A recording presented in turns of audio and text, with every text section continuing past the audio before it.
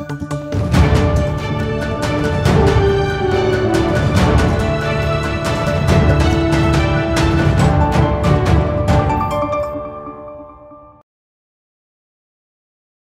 Indonesia, jumpa kembali bersama saya Moh Gunawan Abdillah di studio EZTV. Tema mendekati Februari 2024 memang sangat-sangat tentang sosok cawapres yang memang sudah banyak digadang-gadang oleh partai politik, oleh LSM dan pengamat-pengamat lainnya. Hadir di studio EZTV ada Bung Noel, selamat siang Bung Noel. Ada Cawi, selamat siang Cawi. Ada Bung Samsul, selamat siang Bung. Selamat siang. Jadi tokoh-tokoh yang hadir di studio EZTV tanpa panjang lebar kita akan meminta mereka menggambarkan sosok-sosok cawapres atau kasus-kasus yang terkait dengan mereka.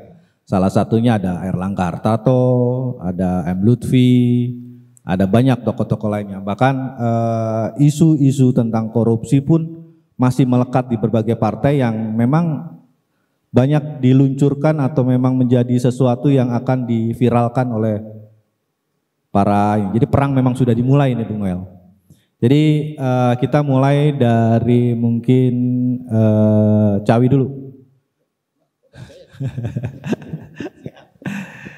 Jadi ini ada dua kader Golkar memang. Satu ada Prabowo Mania.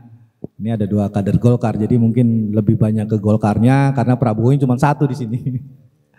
Silakan Cawi gambaran tentang tokoh-tokoh potensial, bahkan Cawi sendiri beberapa waktu lalu di EZTV akan menuntut kalau memang Erlangga tidak menjadi presiden. Sementara saat ini sudah ada di Kejagung yang memang potensial ditersangkakan Erlangga Hartarto ini. Silakan Cawi.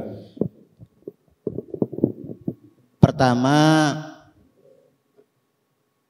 sebagai kader Golkar, saya ini orang yang mendukung mekanisme di partai.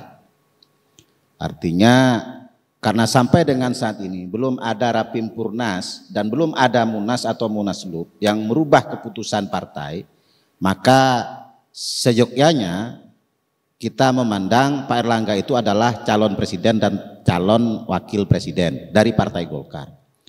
Walaupun dalam beberapa hal ada catatannya apa saja nanti saya jelaskan. Yang kedua, sebagai warga negara dan politisi, saya berpijak kepada bahwa bangsa ini butuh kesinambungan dalam pembangunan. Kenapa demikian? Bangsa ini sudah harus mengakhiri kutukan empu gandring. Kutukan empu gandring ini seperti dalam sejarah lah ya, saling menghabisi setiap generasi. Kayak gitu. Nah, kebetulan Pak Jokowi ini sudah presiden ke-7, jadi sudah harus mengakhiri prosesi saling menghabisi itu, sehingga butuh kesinambungan pembangunan, kesinambungan program ke depannya. Nah, terkait dengan situasi yang ada di Golkar, menurut saya sampai dengan saat ini saya tidak melihat ada keseriusan dari ketua umum saya untuk mendeklarasikan diri sebagai calon presiden atau calon wakil presiden. Bahkan posisi terakhir seolah-olah sibuk mencari perlindungan, kayak gitu. Nah, gimana ceritanya? Ini analogi saja. Kalau kerbau berlindung di bawah pohon, itu untuk berlindung di bawah terik matahari itu wajar. Tapi kalau tumbuhan berlindung di bawah kerbau itu bukan pohon mestinya. Kalaupun pohon kecil. Nah, ini bahaya. Kayak gitu. Oleh sebab itu menurut saya ini perlu keseriusan dari seluruh kader Golkar. Kalau memang Pak Erlangga ini serius mau calon presiden atau calon wakil presiden, ya harus segera deklarasi. Kalau tidak, ya sudah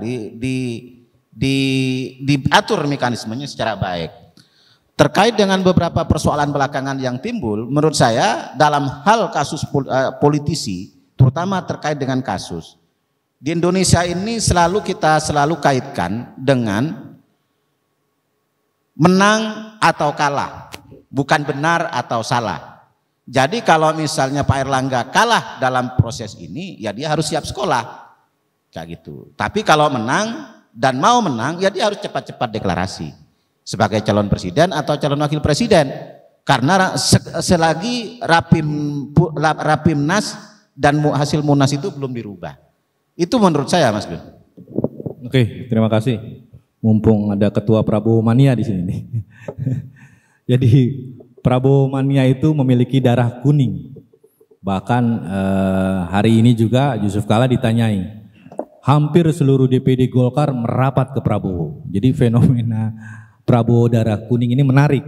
Ya, silakan, Bung Noel. Saya sedikit jelaskan soal fenomena Prabowo darah kuning. Biar gimana pun, secara historis, Pak Prabowo ini kan punya kedekatan emosional. Pertama,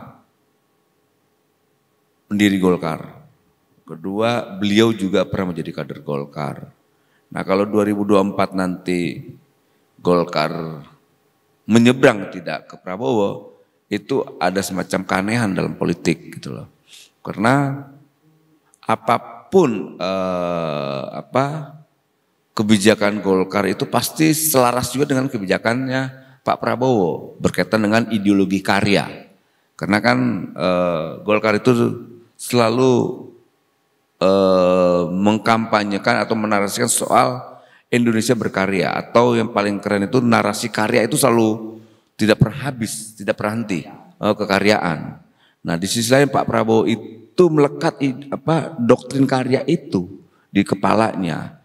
Nah, sangat ironis sekali kalau seandainya benar-benar Golkar nanti di 2024 tidak memilih atau tidak berkoalisi dengan barisannya Pak Prabowo. Apalagi kita lihat banyak kawan-kawan Golkar, kader-kader Golkar, teman-teman saya itu secara terbuka sudah menyampaikan dukungan politiknya ke Pak Prabowo. Dan itu kan menjadi amunisi kita untuk pemenangan Pak Prabowo untuk Pilpres 2024 nanti. Apalagi kemarin kita lihat Partai Bulan Bintang sudah mendeklar untuk Pilpres 2024 itu Pak Prabowo. Karena ada sejarah di mana Golkar malah ketinggalan secara politik itu di eranya Pak Abu Rizal Bakri, sampai akhirnya ada lelangan tiket. Tapi di sisi lain semua sudah tersusun dengan rapi, di last minute akhirnya tiketnya nggak laku, dia kasih aja kemana-mana tuh. Yang tadinya tiketnya mahal VVIP, akhirnya apa? Dijual tiket saat sudah pada bubar, saat permainan sudah berjalan, bahkan sudah terakhir tidak ada lagi ini. Nah, saya yakin Golkar tidak akan mengulangi sejarah politik tahun 2014 atau 2000 berapa tuh Bang? Ketika Golkar punya tiket itu kan akhirnya Abu Rizal nggak maju, tapi akhirnya iya Kongres 2014 ya, 2014. Nah, nggak mungkin Golkar akan mengulangi sejarah itu lagi. Kedua, Golkar juga tidak akan mengulangi terjadinya polarisasi di internal Golkar, karena Golkar kan pengen yang diinginkan kan ya suara bulat gitu loh, bulat dalam dukungan politiknya. Karena kalau seandainya tidak bulat, itu akan menjadi pertanyaan pertama koalisi, menjadi pertanyaan juga publik. Golkar kok jangan-jangan bermain lagi berdua kaki. Walaupun kita lihat berkali-kali Golkar mah bulat semua dukungannya, tapi kan ada persepsi publik yang selalu mengaitkan dua kaki ini. Tapi saya punya keyakinan besar Mas Gun, 2024 nanti arah politik Golkar itu pasti tidak jauh dari Prabowo yang secara chemistry ketemu gitu loh. Seperti itu Mas Gun. Oke, Bung Noel, ke Bung Samsul. Jadi udah lihat nih gambaran Cawi, ada Bung Noel, bahkan PDIP sendiri ngiri sama Golkar. Ada 2 Menko dari Golkar. Siapapun pemenangnya, siapapun presidennya, Golkar selalu terdepan. Kan begitu? Terima kasih Mas Gun. Melihat fenomena Erlangga, M. Lutfi, ini kan sesuatu kalau saya bilang sih batu kerikil, tapi memang sedikit menggelitik mesin Golkar ini. Jadi pandangan Bung Samsul terkait CPO, terkait calon ketum, dan Erlangga sendiri seperti apa? Silakan Bung Samsul. Ya, terima kasih. Saya berpikir apa yang disampaikan oleh sahabat saya Cawi sama Bang Noel tadi itu tepat sekali ya. Itu sangat rasional dan secara politik dapat diterima itu. Namun ada saya mungkin mau menyampaikan begini. Presiden kita Jokowi ini kan masih memerintah sampai 2024. Oleh karena itu, sepantasnya selayaknya secara etika, Airlangga dalam hal ini harus konsen dalam menyelesaikan tugas-tugas negaranya, ya, karena apapun dia sebagai pembantu presiden. Yang kedua, Airlangga harus loyal terhadap aktivitas pekerjaan dia sebagai Menko dan loyal terhadap atasannya yang namanya presiden. Nah, walaupun dia dalam kapasitas sebagai ketua umum Golkar, tetapi bahwa hari ini dia kan direkomendasi oleh Partai Golkar. Oleh karena itu, secara politik maupun secara personifikasi Airlangga itu harus loyal terhadap Presiden Republik Indonesia. Kenapa saya katakan bahwa Airlangga secara pribadi maupun sebagai ketua umum Golkar harus loyal kepada Presiden, karena itu adalah bagian dari Airlangga melaksanakan doktrin partai yang kita kenal dengan konsep doktrin karya siaga gatra praja. Nah, doktrin karya siaga gatra praja ini siapapun presidennya, Partai Golkar itu adalah sudah diwariskan menjadi partai yang selalu membackup pemerintah. Oleh karena itu, Airlangga harus menunjukkan ke publik, terutama adalah dia harus mampu menjaga kewibawaan presiden. Dia harus menjaga kewibawaan presiden. Karena apapun melekat dia adalah Menko. Nah, yang berikutnya lagi perlu saya garis bawahi juga bahwa terkait dengan dinamika politik yang ada. Oke, Airlangga bisa melaksanakan langkah-langkah politik berdasarkan keputusan Munas. Tetapi dia juga tidak boleh mengabaikan prinsip-prinsip demokrasi karena dia ada di dalam sistem. Silakan dia membangun, sebenarnya ini Airlangga lagi cawe-cawe ke seluruh partai, ya kan begitu. Tapi mau sampai kapan cawe-cawenya itu? Ya kan, sementara kita tahu bahwa Partai Golkar melalui hasil Munas sudah menetapkan bahwa Airlangga itu adalah calon presiden dan wakil presiden dari Partai Golkar, dan itu adalah amanat Munas. Nah, saya juga mengklarifikasi seperti apa yang disampaikan kemarin oleh Pak Nurdin Halid. Itu narasinya diputar bahwa hasil Munas tidak seperti itu. Jadi diputar lagi, jangan-jangan ada rekayasa anggaran dasar rumah tangga atau rekayasa keputusan Munas. Nah, oleh karena itu saya pernah satu waktu saya pernah mendapatkan sebuah surat. Surat itu yang ditandatangani oleh Sekjen dan Nurul Arifin, berarti atas perintah Ketua Umum, untuk menyebarkan seluruh pamflet se-Indonesia kepada DPD, baliho dan lain-lain, Airlangga itu adalah presiden. Nah, artinya bahwa kalau memang ini sudah merupakan keputusan Munas, maka kenapa lagi Airlangga harus cawe-cawe ke partai lain? Logikanya Airlangga harus konsen melakukan konsolidasi internal dan eksternal. Jadi penguatan partai politik agar supaya elektabilitas Golkar itu mendapat kepercayaan publik yang lebih baik. Kemudian sejalan dengan itu juga mendorong elektabilitas dia sebagai calon presiden atau wakil presiden. Sehingga posisi bargaining Golkar itu tidak malu-maluin seperti ada saat ini. Nah, sekarang yang sangat miris ini, elektabilitas partai yang dulunya 14% sekarang turun jadi 6%. Kemudian Airlangga sendiri sebagai calon presiden wakil presiden, sebagian lembaga survei itu ada yang 1,0%, ada 0,1%. Nah, ini kan tragis sebenarnya. Nah, oleh karena itu berjalan waktu, sekarang Airlangga diperhadapkan dengan persoalan hukum. Saya pikir begini, persoalan hukum ini menurut saya sebagai politisi ya, ini bisa kita kapitalisasi dia. Kalau Airlangga itu cerdas atau orang-orang yang di sekitar Airlangga itu tidak hanya kerja menjilat saja ya, tapi betul-betul rasional, potensi ini bisa kita kanalisasi dia balik. Sehingga kotel efek terhadap Partai Golkar itu bisa naik.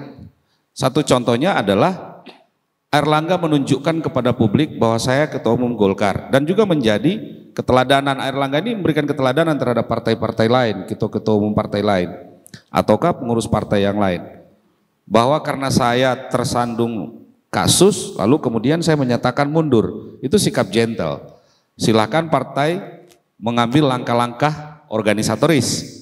Apakah itu melalui Rapim, keputusan Rapim dibawa ke keputusan Munaslup, termasuk menganulir kembali keputusan-keputusan Munas yang tidak bisa dijalankan oleh Airlangga sampai saat ini. Karena hasil Munas itu hanya bisa diselesaikan melalui Munas ataukah Munaslup. Itu adabnya seperti itu. Nah, kalau dalam perspektif hukum yang lain, saya mendapat informasi dari beberapa teman-teman yang ada di Kejaksaan maupun di KPK bahwa memang keterlibatan Airlangga dalam kasus ini tidak bisa lagi dinafikan, Oleh karena itu kita serahkan saja kepada proses hukum. Apakah nanti kita lihat hari Rabu ataukah hari Jumat itu apa yang terjadi, nanti kita lihat aja perkembangan selanjutnya. Namun sekali lagi saya tegaskan bahwa apapun yang dihadapi oleh Airlangga saat ini dan Golkar saat ini, saya minta jangan lagi Airlangga menarik-narik presiden itu ke dalam ranah politik praktis, karena tidak elok, gitu, tidak elok. Oke lah, Airlangga hari ini sudah bertemu Mbak Puan, walaupun kita tahu belum tentu juga, ya kan? Kemarin sudah mengumpulkan DPD di Bali. Ini aneh juga nih. Kemarin DPD yang ada di Bali, ada sebagian menyatakan mendukung Ganjar, tapi ada juga sebagian yang mendukung Pak Prabowo. Jadi saya bilang tadi bahwa sangat logik apa yang disampaikan oleh Bang Noel tadi, karena ada historis. Nah, saya yakin dan percaya bahwa Golkar yang kader ketua-ketua DPD yang meneriakan Prabowo itu pasti kader-kader Golkar yang paham sejarah, yang memahami perjalanan politik Partai Golkar. Saya pikir itu. Terima kasih. Jadi kayaknya ketiganya nih Prabowo mania semua nih Bung. Tapi kita mau lihat nih dari Cawi nih. Jadi apa yang digambarkan tadi Bung Samsul memang menuju ke Airlangga Hartarto yang kemungkinan besar dalam minggu-minggu ini tersangka dan dicopot dari kabinet. Nah, kita mau lihat update progres dari Cawi sendiri, melihat Kejaksaan Agung sendiri bilang ini bukan titipan politisasi atau bukan titipan Munaslup atau bukan terkait politik. Silakan Cawi. Kembali lagi saya tegaskan bahwa masalah hukum bagi politisi di Indonesia itu bukan salah atau benar, tapi kalah atau menang, selalu begitu. Jadi kalau prosesnya ini akan seperti apa, tentu pasalnya ada, proses mekanismenya ada. Tapi endingnya akan seperti apa, yaitu tetap akan ditentukan oleh tarik-menarik dan pertandingan yang ada. Itu terkait dengan kasus. Walaupun tetap kita serahkan kepada mekanisme hukum, dan seperti apa proses yang itu akan berjalan dan berlangsung kita serahkan ke mekanisme itu. Terkait dengan soal misalnya kemana arah Golkar, menurut saya begini, 2019 itu Golkar ini adalah partai pertama yang mendukung Pak Jokowi, tapi sangat sedikit kotel efeknya, karena orang melihat Pak Jokowi itu PDI. Kayak gitu, dan kader tulen PDI kayak gitu, dan grassrootsnya sudah pasti tidak ketemu karena ini punya sejarah panjang kayak gitu. Nah, kalau berbicara soal koktel efek itu irisannya lebih dekat ke calon-calon di luar yang diusung PDI, dalam hal ini misalnya Prabowo kayak gitu, karena bagaimanapun Pak Prabowo sempat ikut konvensi Partai Golkar misalnya itu, bagaimanapun misalnya di Golkar ini jalur A itu ABRI atau TNI Polri itu masih lekat sampai saat ini. Jadi situasi-situasi itu memang memungkinkan untuk ketemu kayak gitu. Nah, persoalan misalnya manuver elit ke sana kemari dan lain sebagainya, menurut saya kan begini. Pak Airlangga ini sebenarnya kan dia bisa mengkapitalisasi modal yang dimiliki oleh Partai Golkar yang 14% itu. Gitu loh. tegak saja dia, ya kan? Pokoknya saya maunya ini, yang tidak mau dengan saya tidak hiraukan. Gitu loh. Kan jelas nanti orang apa namanya? Ya di tengah kebingungan itu kan orang harus menjelaskan posisi. Jangan ikutan bingung. Yang saya lihat manuver elit Golkar sekarang ini adalah ikut-ikutan bingung. Kayak gitu. Seolah-olah misalnya mereka tidak punya modal. Kan tidak begitu prosesnya. Mestinya tegas. Saya punya modal 14%, saya hanya butuh 6%, 6% itu bisa di mana saja. Yang mau gabung, ayo gabung sama saya tawari cawapres misalnya. Kan tegas. Kayak gitu. Mau menang, mau kalah, ini pertandingan, ditentukan banyak hal, mari kita bertanding. Gagasan dan visi saya adalah seperti ini, kalau kamu setuju, mari berjalan. Kan itu saja sebenarnya posisinya. Bukan manuver ke sana kemari tidak tentu arah. Pertanyaannya kan begini, kenapa kemudian banyak tokoh kita, ya kan, terutama capres yang diusung oleh Golkar misalnya, keberanian itu menjadi padam, api itu menjadi padam, ya kan, kemauan untuk bertindak itu menjadi loyo misalnya, berarti kan ada sesuatu. Apakah sedang tersandra ataukah bagaimana? Nah, kalau betul ada proses itu, maka prosesnya ini harus diklirkan. Tidak boleh partai politik itu tersandra oleh seorang perseorang. Ini ada institusi masyarakat sipil di mana kader-kader Golkar itu banyak orang-orang hebat, tokoh-tokoh Golkar itu banyak orang-orang hebat. Kayak gitu, tidak boleh tersandra 1-2 orang. Ini yang menurut saya kita ini butuh politisi, tapi lebih butuh para negarawan yang mau memikirkan persoalan-persoalan mendasar dari bangsa ini, dari proses demokrasi dan dari partai sebagai institusi demokrasi itu sendiri. Ini yang kemudian kita belakangan ini menjadi sangat rendah kualitas kita. Kayak gitu. Ya kan? Masyarakat kita, semua partai sekarang ini sedang dilatih dan dididik untuk mantap bos, paten bos, yes bos, mantap ketum misalnya. Jadi tidak ada misalnya mengakomodir suara-suara kritis, ya kan, yang bertujuan untuk membangun kayak gitu. Narasi-narasi kontekstual yang bertujuan untuk mendidik publik. Ini yang terjadi dan ini menurut saya yang harus diwaspadai oleh bangsa ini, karena begitu situasinya sudah seperti itu, maka kita akan semakin terperosok kembali ke masa lalu dan masa kegelapan. Itu menurut saya yang harus kita antisipasi sama-sama. Oke, tapi kan banyak yang optimis bahwa negara kita tuh akan lepas landas dan diakui oleh negara-negara di dunia. Mungkin, tapi dalam beberapa hal kita harus memikirkan lepas landas yang seperti apa, kayak gitu. Ketika misalnya kita ini mensepakati bahwa Indonesia ini adalah bentuknya republik, ya kan, dengan prinsip menjalankan sebagai negara demokrasi, maka hakikatnya semua individu, semua masyarakat kita ini punya saham yang sama untuk melakukan pembangunan, menjalankan hak dan kewajibannya sebagai warga negara. Tapi ketika misalnya negara ini makin tersentralisasi, ya kan, makin dikontrol oleh kelompok-kelompok oligarki tertentu saja, yang dia bebas berbuat apa saja, ya kan, berperilaku seenaknya, membenarkan salah dan membenarkan yang salah, kayak gitu. Itu kemudian apakah itu yang kita mau dan yang kita tuju? Kan bukan hanya soal lepas landas habis itu menukik turun. Kita ini mau lepas landas tapi kemudian terbang kan?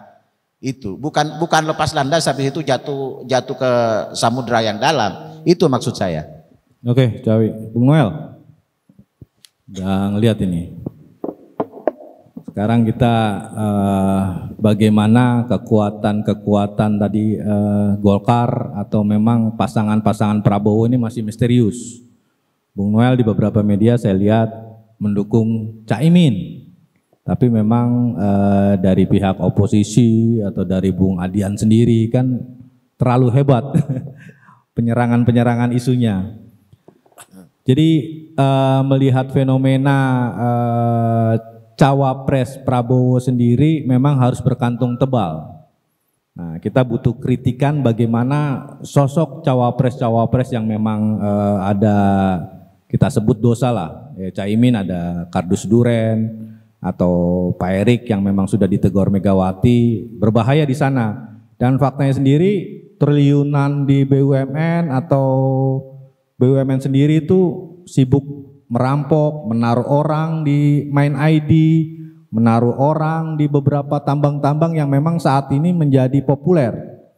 Jadi pemilik modal terbesar atau kantong uangnya banyak dialah yang cocok jadi cawapres. Silakan Bung Noel. Oke, pertanyaan itu menarik sekali soal cawapres ke depan itu harus cawapres yang berkantong tebal. Sebetulnya tidak itu logika yang menurut saya itu logika yang salah. Salahnya kenapa? Karena kalau ditanya soal logistik, ya namanya logika pengusaha ya, logika pengusaha. Dia punya instinktif sekali soal siapa yang menang. 2024 ini kan sebenarnya perjudian para penguasa. Jadi kalau seandainya soal logistik, saya yakin Pak Prabowo tidak tergantung pada 1%. Misalnya ke Erick Thohir atau ke siapa lagi. Tapi saya meyakini harus dianalisa lagi bahwa kalau seandainya Pak Prabowo tandemannya dengan Erick Thohir itu ada sisi lemah soal dia tidak punya infrastruktur ke bawah. Itu apa yang bisa diandalkan oleh Erick Thohir misalnya itu. Kedua, dia hanya memiliki yang namanya dukungan-dukungan palsu, dukungan yang diciptakan seakan-akan. Misalnya kayak dia menjadi ketua panitia Harlas 100 tahun NU. Kan Erick ini siapa kok tiba-tiba menjadi NU? Di kalangan NU sendiri itu dipertanyakan kayak NU-annya. Pertama itu, kedua, nah ini orang NU banget, original. Kedua, tiba-tiba menjadi pedagang sayur. Tiba-tiba menjadi pedagang kelontongan. Tiba-tiba menjadi politisi. Tiba-tiba menjadi religius. Jadi semua nih Erick Thohir ini sosok yang tiba-tiba semua. Tiba-tiba aja udah gitu loh. Nah tiba-tiba jadi pemain bola. Jadi kita kan butuh pemimpin yang lahir dari sebuah proses. Kalau ditanya ada problem masa lalu, dicek. Kita sendiri pasti punya masa lalu. Itu nggak mungkin tidak. Kita tidak terlepas dari dosa masa lalu. Entah diketahui publik atau tidak, gitu loh. Pasti di antara kita semua ini punya namanya dosa masa lalu. Itu. Nah, tinggal kita bisa petakan lagi. Ini beban masa lalunya ini bisa nggak misalnya kita lihat merugikannya semana, menguntungkannya semana, misalnya dalam hitungan matematika di Pilpres nanti. Gitu. Nah kayak saya kemarin memang mendukung Caimin itu punya pertimbangan tersendiri. Kan cuma ada sisa 2 sekarang, Erick Thohir atau Muhaimin. Gitu loh. Gak mungkin misalnya kayak Erlangga sudah kebingungan nih, udah gak ada ruang lagi. Karena pertama mungkin karena sikap kegenitannya Erlangga, ke PDIP enggak, ke Gerindra juga enggak, ke Prabowo. Akhirnya di tengah-tengah lagi yang akhirnya linglung lagi nih. Ya pilihannya tadi persis sama yang dibilang kawan-kawan dari Golkar tadi. Ya seharusnya dengan gentle dia undurkan diri. Karena dia udah pasti kalah tuh. Udah tidak ada ruang buat Erlangga. Maju dengan elektabilitas yang rendah itu juga tidak memungkinkan. Nah kembali ke persoalan Caimin. Kalau Caimin ini kan jelas menurut pandangan saya adalah pertama dia NU. Kedua dia Jawa Timur. Ketiga dia ketua umum partai.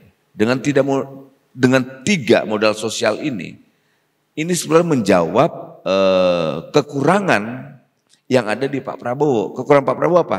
Soal elektabilitas dan elektoral di khususnya Jawa Timur. Karena biar gimana pun Prabowo 2014-19 itu kalah di Jawa Timur. Nah kalau di Jawa Barat kan udah pasti menang. Nah kalau Jawa Tengah kan tuh basisnya banteng. Jangankan menang, seri aja udah luar biasa. Ya kan? Seri saja udah luar biasa.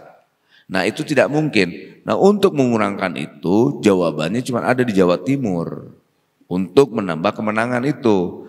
Kemudian nanti di Indonesia Timur, Sumatera, Kalimantan. Tapi kan lumbung suara itu kan hari ini ada di Jawa gitu loh.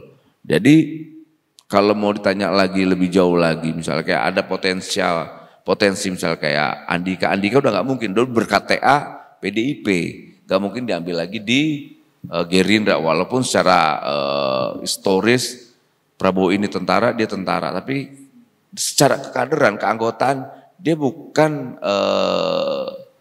orang yang bebas lagi, dia sudah memiliki KTA PDIP, apalagi kemarin acara PDIP dihadir ya kan, dihadir gitu.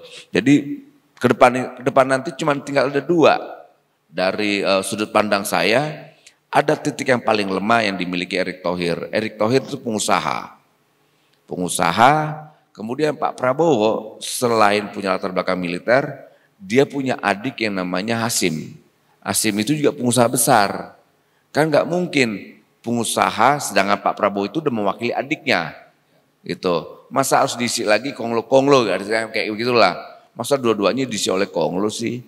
Di sisi lain saya diskusi ada beberapa kawan-kawan, Erick Thohir itu susah diterima di para konglo.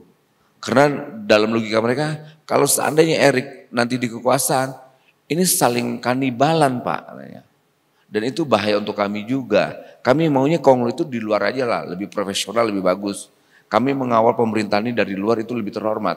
Daripada nanti dari salah satu dari kami masuk, saling kanibal tuh kami dengan kami tuh. Nah itu tidak mau, sedangkan bangsa ini kan kekuasaan ini butuh namanya stabilitas.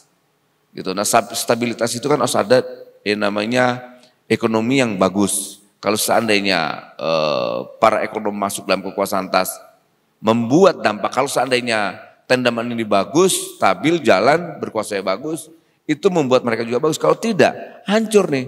Nah itu yang dikhawatirkan oleh para konglo-konglo ini. Nah harapan saya ke depan, semoga aja Pak Prabowo bisa memitigasi lagi atau mempertimbangkan lagi mana yang lebih rasional dalam menghadapi 2024 nanti tandemannya atau pasangannya. Nah menurut saya pasangan yang paling rasional hari ini adalah Muhaimin Iskandar, walaupun di luar sana banyak isu-isu soal kasus korupsi dan sebagainya.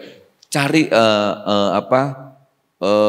tokoh-tokoh elit sekarang yang tidak terlibat kasus korupsi.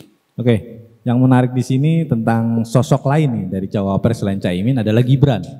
Ya. Jadi PSI sendiri sudah mendorong ke MK dan mendeklar bahwa Gibran adalah pasangan yang cocok untuk Pak Prabowo.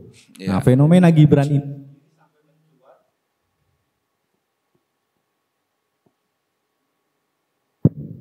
sampai mencuat ke Megawati sendiri. Di Surabaya sendiri dia bilang, ini jurus Ibu Mega. Kalau nggak mau dengar, pukul cekek. Jadi fenomena Gibran ini memang sudah meluap.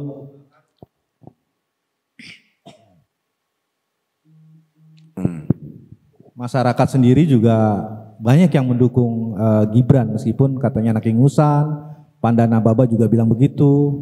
Nah tanggapan Bung Noel sendiri gimana?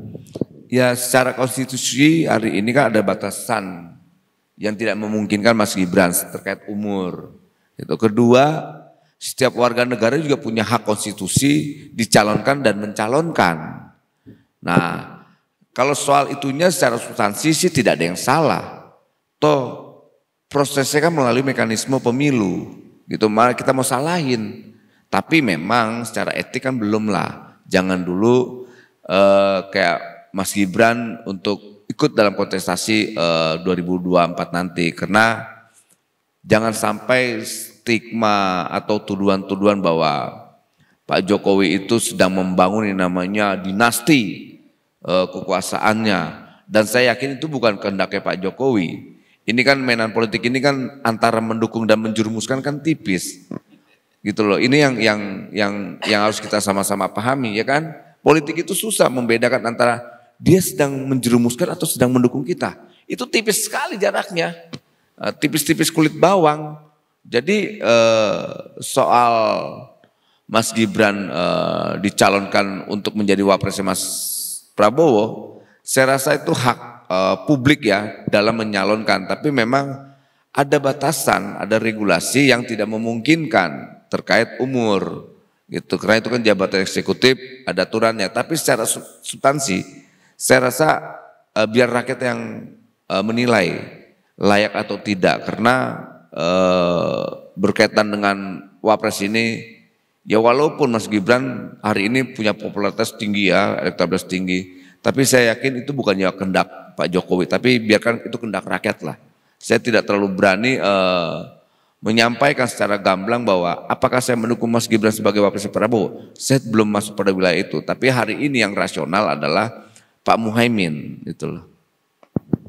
Jadi ke Bung Samsul nih.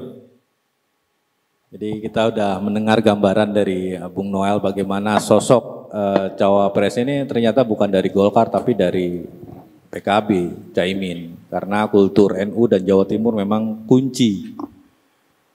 Jadi Golkar melihat cawapres sendiri atau dari kader muda Golkar sosok siapa sebenarnya yang pantas untuk mendampingi Pak Prabowo, karena Pak Erlangga sendiri memang sudah terkunci dengan kasus CPO-nya dan dia tiba-tiba merapat ke Mbak Puan, merapat ke Caimin, merapat kemana-mana. Silakan Bung Sabdul. Iya, saya mungkin begini. Fokus saya adalah Erlangga pada saat ini sebaiknya mundur secara teratur dan dia konsen menyelesaikan persoalan kasus yang menimpanya dia saat ini. Dan menurut seliwiran media sosial maupun online, ternyata Erlangga ini juga bukan hanya kasus CPO, tapi ada kasus garam yang juga terlibat di situ. Menteri Perindustrian kalau tidak salah, Agus Ginanjar Kartasasmita, dan itu sudah jadi rahasia umum. Kemudian juga ada kasus emiten dalam bentuk saham, ada Krakatau Steel, ada Bank Mandiri, ada banyak sekali. Kemudian terakhir juga ada juga kasus kalau nggak salah tuh mining juga, kalau nggak salah. Jadi menurut saya bahwa kalau kita pakai pendekatan logika yang tadi disampaikan oleh Bang Noel, Erlangga ini udah nggak ada. Erlangga ini sudah tidak ada lagi. Baik ke PDIP maupun ke Gerindra, untuk sosok Erlangga sih udah nggak ada lagi. Kalaupun kemudian yang ada hanya partainya saja. Jadi yang ada hanya Golkarnya saja. Nah Golkar ini apakah nanti juga setelah, karena ini kan bersamaan kan ya Bang ya. Nah apakah dia bisa menjawab representatif target atau tidak, itu juga problem. Nah oleh karena itu saya minta kepada seluruh kader-kader Golkar yang ada di Indonesia, ayo berbondong-bondong kita pikirkan partai Golkarnya, menyelamatkan partainya. Jadi Golkar ini bukan milik Erlangga, Golkar ini milik kader semuanya gitu loh. Jadi kita sudah, Erlangga Anda mundur, konsentrasi, daripada kemudian keberadaan Anda hari ini dengan kasus yang ada akan merusak kepentingan kader-kader Golkar, kepentingan negara dan kepentingan bangsa. Itu bijaksananya seperti itu. Dan saya juga mau menegaskan bahwa saya minta untuk Jaksa Agung tidak terpengaruh, karena kan juga isu sangat santer di luar bahwa karena Jaksa Agung ini adalah kader informal ya, kader bukan kader struktural ya, kader ideologis dari PDIP, sehingga diidentikan pertemuan Puan kemarin dengan Mbak Puan dengan Erlangga itu dijadikan satu isu politik lagi, bahwa ini adalah bargaining kasus gitu. Kasus ini, masalah ini menjadi bargaining kasus. Jadi sangat ironis kalau seorang Erlangga menggadaikan seluruh kepalanya kader Golkar hanya untuk mau menyelamatkan kasusnya. Saya pikir itu sangat ironis sekali. Terkait wakil presiden, siapakah capres, siapakah cawapres partai Golkar, saya terus terang saja dengan munculnya isu Gibran ini, ya. Sebenarnya sebagai generasi muda ini satu surprise buat saya. Kenapa saya bilang? Karena dari pasca Bung Karno masuk ke Orde Baru sampai ke masa pemerintahannya Pak Jokowi saat ini, tidak ada sama sekali, kan selama ini kita bicara potong generasi, ada regenerasi kepemimpinan. Tidak pernah muncul anak-anak muda yang kemudian hari ini anak muda yang dimunculkan dalam sebuah eskalasi politik nasional. Jadi menurut saya bahwa ada nilai positif di sini terhadap Gibran dan ada satu kebanggaan. Secara formilnya tadi sudah dijelaskan oleh Bang Noel bahwa memang amanat konstitusi dari sisi usia Bang ya belum memungkinkan, tapi dari sisi hak sebagai warga negara dia punya hak gitu kan. Namun dalam perspektif kepemimpinan, regenerasi kepemimpinan nasional, hari ini kita patut bangga gitu. Kita patut bangga bahwa ada sosok seorang anak, seorang adik kita junior, ya, bukan karena persoalan bapaknya presiden, tapi karena memang dia juga berbuat, tingkah lakunya, perilakunya. Ini anak kan kalau kita lihat, sosok Gibran ini kan anak yang betul-betul dalam kehidupannya selalu dengan tata krama ya, adab, kesopanan dia. Memang secara genetik ada perilaku-perilaku kultural yang kita lihat memang luar biasa ya. Termasuk bawaan sebagian sifatnya Pak Jokowi dari sisi kepemimpinan ya. Bagaimana dia punya sense of belongingnya yang begitu, sense of crisisnya yang begitu luar biasa.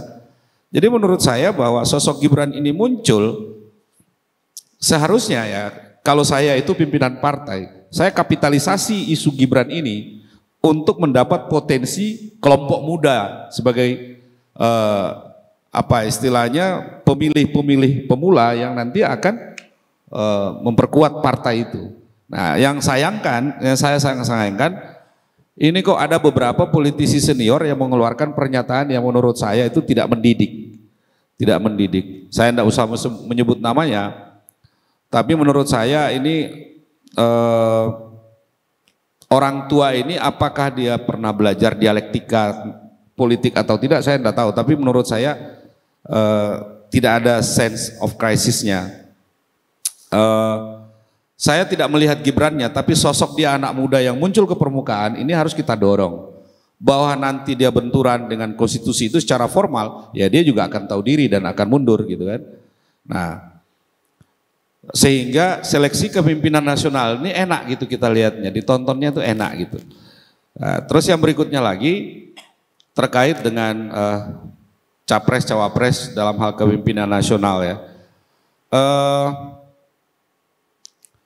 Saya melihat banyak sih sebenarnya sosok-sosok calon presiden yang potensial ya, maupun wakil presiden, baik itu yang dari militer maupun itu purnawirawan ya, maupun kemudian yang aktif di partai politik. Gerindra itu kalau sosok Prabowo mungkin kita sudah tidak diskusikan beliau lagi karena kita udah paham beliau ya. Tinggal wakilnya yang memperkuat. Saya lihat ada beberapa hubungan historis di situ ya. Tadi Bang Immanuel sudah menjelaskan indikator-indikator Muhaimin yang memang layak secara politik. Karena ada resource, ada 3 resource tadi yang Bang Immanuel sampaikan. Namun di situ juga saya melihat ada Profesor Yusril Iza Mahendra di situ. Ada Profesor Yusril Iza Mahendra.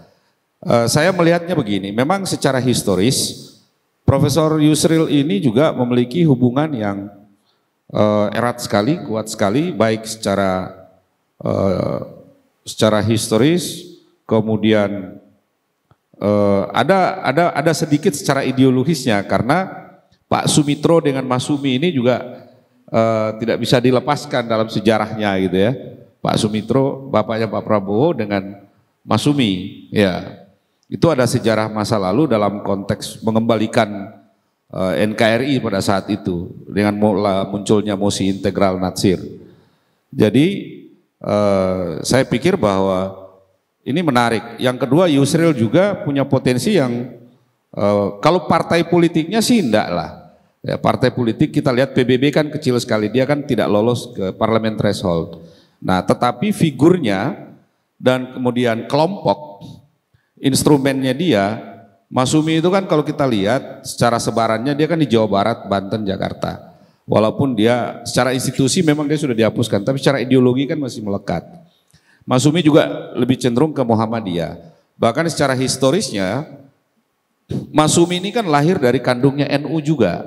Karena ketua umum pertama Masyumi itu adalah Kiai Haji Hasyim Asy'ari dan juga pendiri Masyumi. Nah, sehingga menurut saya bahwa dua sosok ini sangat menarik untuk dielaborasi, Bang Noel. Nah, jadi Prof Yusril muncul, kemudian Cak Imin.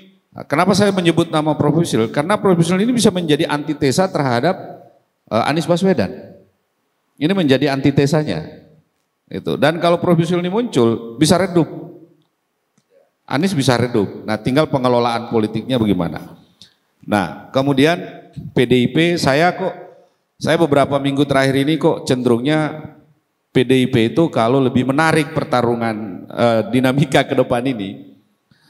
Kalau Prabowo itu sudah basically militer, kemudian Caimin atau Prof Yusril contohnya kita lihat ke depan sipil lah ya. Pak Ganjar dengan kepimpinan Anda saya lebih comfortable kalau kemudian wakil presidennya itu adalah Andika. Memang dia sudah purnawirawan. Ya, dia sudah purnawirawan walaupun dia sudah mengantongi kartu anggota dan lain-lain, tapi ya tetap saja sejatinya kan dia bukan kader kan. Ya, dia kan dari luar masuk tapi dia punya potensi. Dan sangat menarik sekali karena gini, saya melihat resource politik Pak Prabowo yang tidak lepas dari jejaring militer. Jika Andika juga masuk, jejaring militer ini juga semua pasti akan bergerak juga. Jadi sipil militer dia berkompetisi di sini. Nah, dengan tujuannya apa? Saya menjawab lagi pernyataannya Bang Immanuel tadi, supaya pengusaha-pengusaha ini, ya kan, para pemodal-pemodal ini jangan lagi cawe-cawe masuk di dalam kompetisi politik capres cawapres ini. Gitu loh maksud saya. Mereka cukup di luar ya pastinya mereka akan bargaining soal kepentingan mereka. Ada yang urusan minyak, ada urusan oil and gas ya, ada yang urusan nikel, batu bara, apa segala boksit dan lain-lain. Nah itu kan mereka bisa bargaining dengan bisnis mereka. Tapi untuk mereka masuk lagi seperti yang tadi disampaikan oleh Bang Immanuel, saya pikir itu akan merusak. Pasti akan merusak sistem nilai di dalam penyelenggaraan demokrasi kita. Kenapa? Yang tadinya kita bicara demokrasi berajaskan permusyawaratan perwakilan ya berdasarkan konstitusi, dia akan bergeser ke transaksional yang cenderung lebih membahayakan. Dan akhirnya apa? Bangsa kita tidak akan melahirkan pemimpin-pemimpin negara yang memiliki nilai. Yang ada bagaimana situasi bangsa ini dijadikan alat transaksional. Saya pikir itu dari saya, terima kasih. Oke, terima kasih. Udah hampir 1 jam ini.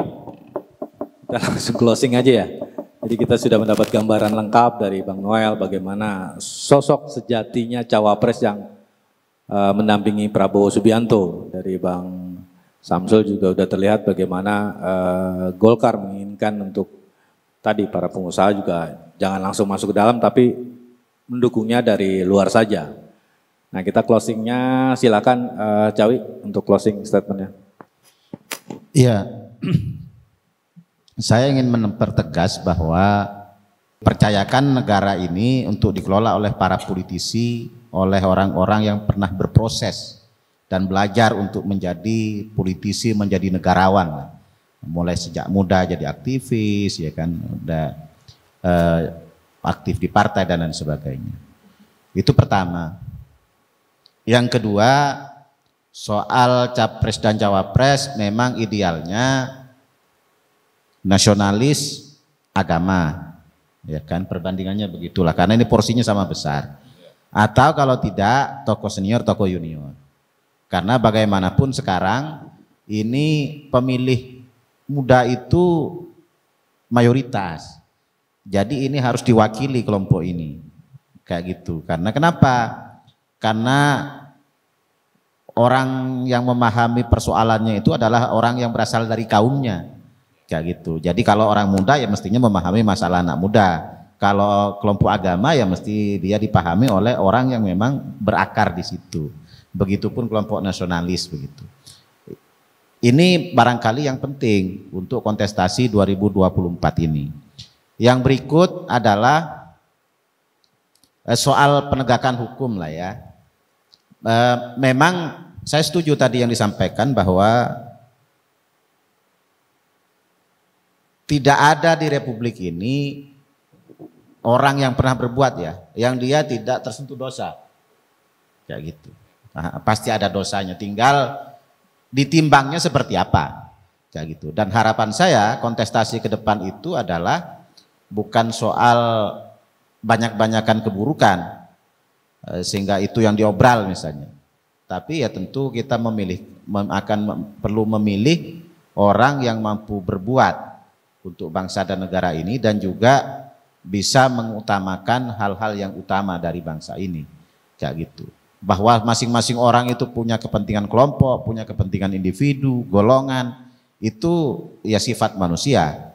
Tapi bahwa hakikat dari kita berbangsa ini bukan hanya soal angka-angka. Satu angka barangkali di atas kertas, tapi di dunia nyata itu soal hidup orang. Soal nasib orang, soal masa depan orang, soal nasib sebuah keluarga misalnya. Ini yang harus dipahami. Dan barangkali ini tidak dipahami oleh orang-orang yang mencari untung di dunia politik. Itu barangkali Mas Gun. Cawi, dukungannya siapa nih? Prabowo dengan? Saya sih yang ideal kalau untuk Pak Prabowo itu paketnya memang seperti yang disampaikan tadi, dengan Pak Muhaimin atau dengan Gibran. Tapi Gibran kan ada masalah undang-undang yang itu memang harus dibereskan. Karena ini mewakili dua segmen besar. Ya. Segmen agama dia terwakili, segmen anak muda dia terwakili. Oke. Closing statement dari Bung Noel, silakan Bung Noel. Terima kasih.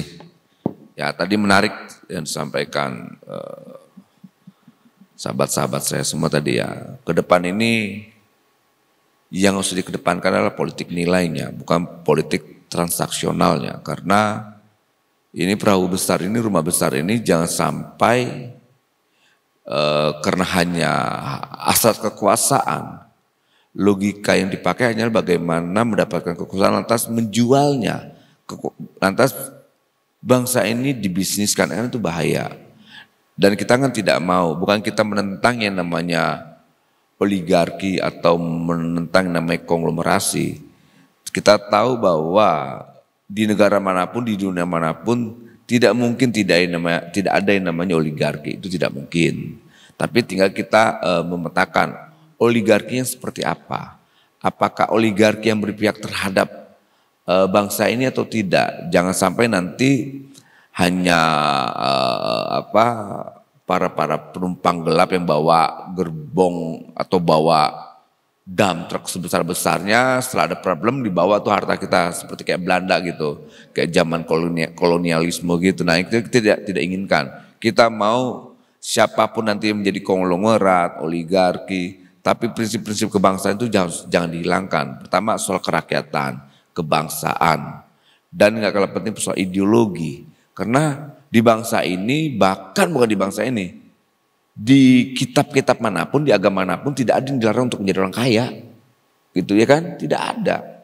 Nah tinggal bagaimana kayanya. Memang ada standar-standar sendiri. Di kitab itu, di kitab-kitab suci standar orang menjadi kaya, ya tidak boleh mencuri, tidak boleh apa. Di negara juga ada standarnya.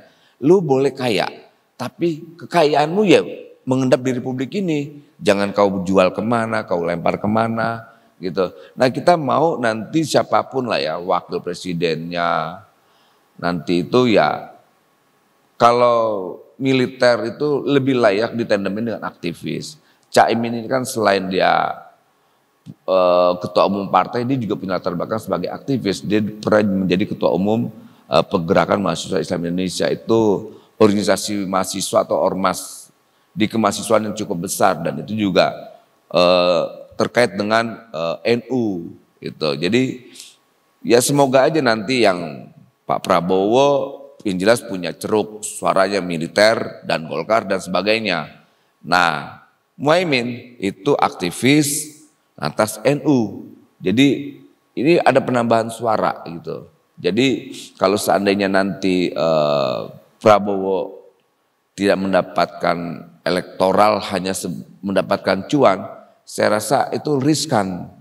Lebih baik kita cari nanti wakil yang bisa menambah elektoralnya Pak Prabowo dengan elektabilitasnya juga. Kalau seandainya tidak mendapatkan dua-duanya, ya kita sama juga bergerbong kosong nanti. Ditambah lagi persoalan yang sangat ideologis tadi, politik nilai. Jangan sampai lebih dominannya politik transaksionalnya. Karena itu bahaya, itu bisa di luar sana, tapi tidak bisa bernegara. Gitu kira-kira Mas Gun. Oke, Bung Noel.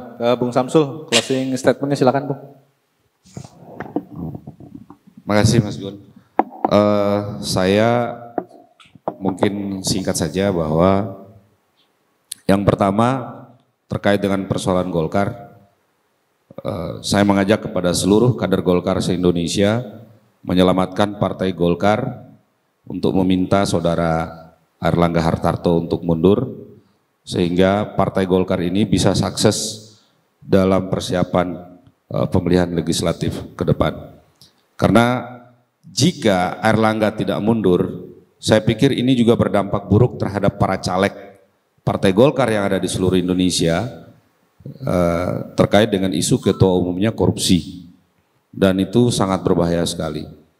Yang kedua, bukan cuma hanya satu masalah kasus korupsi juga, tapi ada persoalan moral yang ditutupi tapi hari ini bangkit lagi di media-media sosial. Dan ini sangat berbahaya.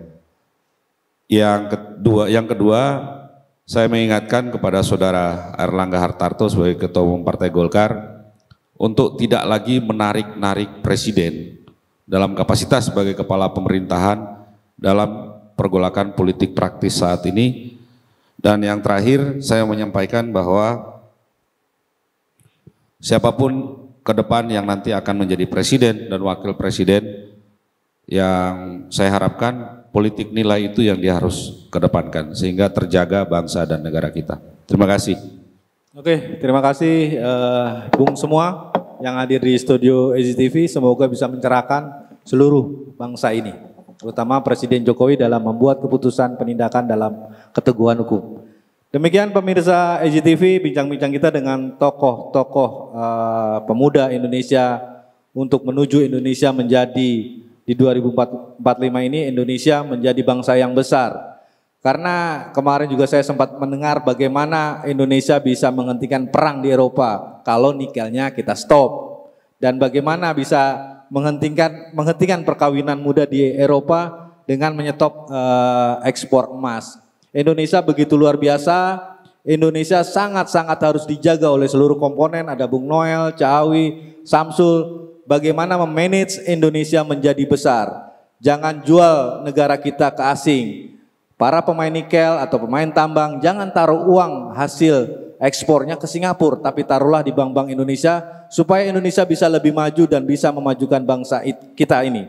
Saya Moh Gunawan Abdillah undur diri, salam Indonesia.